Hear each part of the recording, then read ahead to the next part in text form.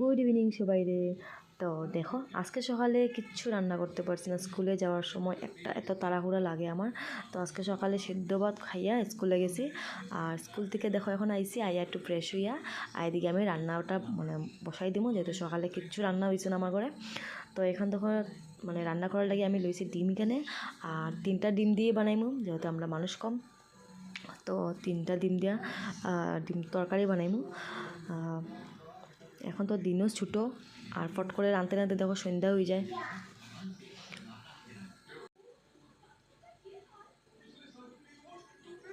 তো ওই দিকে আমি রান্নাটা বসাইয়া একটু গেলাম গিয়া টিভি রুমে।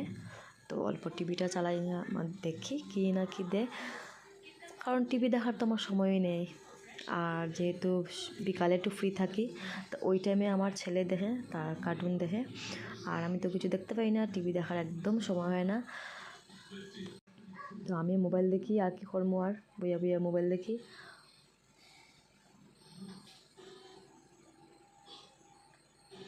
তো দেখো এখানে আমার তরকারিটা পুরা হওয়ার পথে।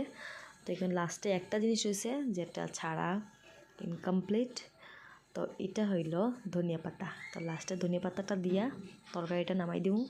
আর ধনিয়া পাতা কার কার পছন্দ, আমার তো খুব ভালো লাগে। আর এখন যেহেতু শীতের দিন, আর ধনিয়া পাতা বুঝতে পারা তোমরা, ধনিয়া পাতা ছাড়া কোনো কিছু হয় না, আর গন্ধটা তো দারুণ। তো দেখো আমার এখানে রান্না শেষ। তো ভিডিওটা আমি এখানে শেষ করি, দেখাইবো একটা নতুন ভিডিওর সঙ্গে।